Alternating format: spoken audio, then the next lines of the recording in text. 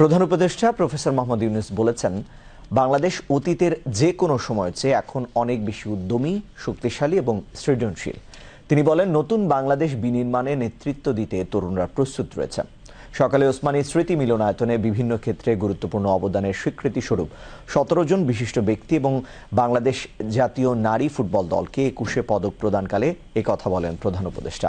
তিনি বলেন, July August ছাত্র জনতার অভ্যুত্থানের মধ্য দিয়ে আমরা পেয়েছি নতুন এক বাংলাদেশ। এ বিজয়ের মধ্য দিয়ে সুযোগ এসেছে নতুন বাংলাদেশ বিনির্মাণের। প্রফেসর মোহাম্মদ ইউনূস বলেন, পরিবর্তিত পরিস্থিতিতে এবারের অমর একুশে নতুন তাৎপর্য নিয়ে এসেছে। বিস্তারিত খোরশেদ আলমের রিপোর্টে, ক্যামেরায় ছিলেন মোহাম্মদ জহিরুল ইসলাম।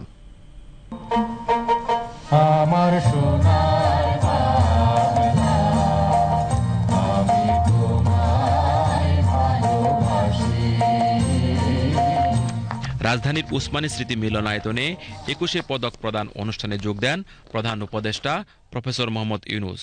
প্রধান উপদেষ্টা একে 21 পদক প্রাপ্তরা হলেন শিল্পকলা, চলচ্চিত্রে আজিজুর রহমান মরণোত্তর, সঙ্গীতে উস্তাদ নীরদ বরণ বড়ুয়া মরণোত্তর, ফেরদৌস আরা, আলোকচিত্রে নাসির আলী মামুন ও চিত্রকলায় রুকেয়া সুলতানা। সাংবাদিকতায় এবছর 21 পদক পেয়েছেন মাহফুজ উল্লাহ মরণোত্তর এবং সাংবাদিকতা ও মানবাধিকার ক্যাটাগরিতে মাহমুদুর রহমান, গবেষণায় মইদুল হাসান এবং সংস্কৃতি ও শিক্ষায় ডক্টর শহীদুল আলম এ পুরস্কার পেয়েছেন। শিক্ষায় 21 পদক পেয়েছেন ডক্টর নিয়াজ জামান এবং সমাজসেবায় মোহাম্মদ ইউসুফ চৌধুরী মরণোত্তর। ভাষা ও সাহিত্যে কবি হেলাল হাফিজ মরণোত্তর এবং শহীদুল জহির মরণোত্তর এ পুরস্কার পেয়েছেন। অভ্র কিবোর্ডের জন্য বিজ্ঞান ও প্রযুক্তি শাখায় এ পুরস্কার পেয়েছেন মেহেদী হাসান খান, রিফাত নবী, মোহাম্মদ তানভীম ইসলাম সিয়াম এবং শাবাব মুস্তফা। ক্রীড়া ক্ষেত্রে গৌরবোজ্জ্বল অবদানের স্বীকৃতি স্বরূপ বাংলাদেশ জাতীয় নারী ফুটবল দলকে এবছর 21 পদক প্রদান করা হয়। দলের অধিনায়ক সাবিনা খাতুন ও সহ অধিনায়ক মারিয়া মান্দা প্রধান উপদেষ্টার কাছ থেকে পদক গ্রহণ করেন। প্রধান অতিথির বক্তব্যে প্রধান উপদেষ্টা বিজয়ীদের অভিনন্দন জানিয়ে বলেন, জাতি তাদের কাছে কৃতজ্ঞ, কারণ তারা জাতির পথ প্রদর্শক। আপনাদের অবদানের জন্য জাতি বিশেষভাবে কৃতজ্ঞ। আপনারা জাতির পথ প্রদর্শক। আপনাদের অবদানে উদ্বুদ্ধ হয়ে জাতি দৃঢ় বিশ্বাসে জাতিপুঞ্জের মজলিসে ক্রমাগতভাবে উন্নততর অবস্থানে নিজেকে প্রতিষ্ঠিত করবে।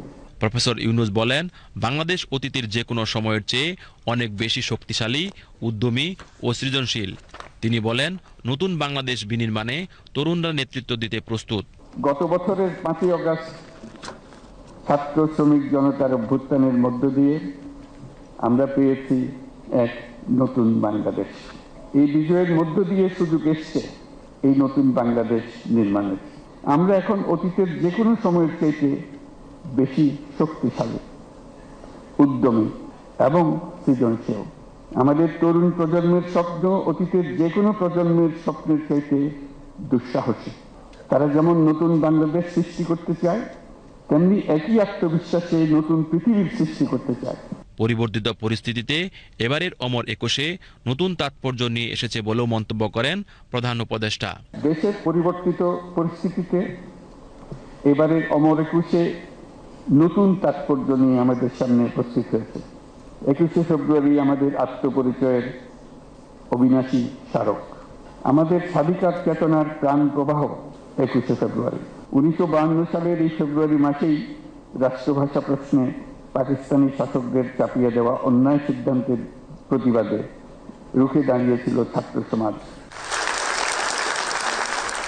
সংস্কৃতি বিষয়ক মন্ত্রণালয়ের উপদেষ্টা মোস্তফা সরোয়ার ফারুকীর সভাপতিত্বে অনুষ্ঠানটি সঞ্চালনা করেন মন্ত্রিপরিষদ সচিব ডক্টর শেখ আব্দুর রশিদ।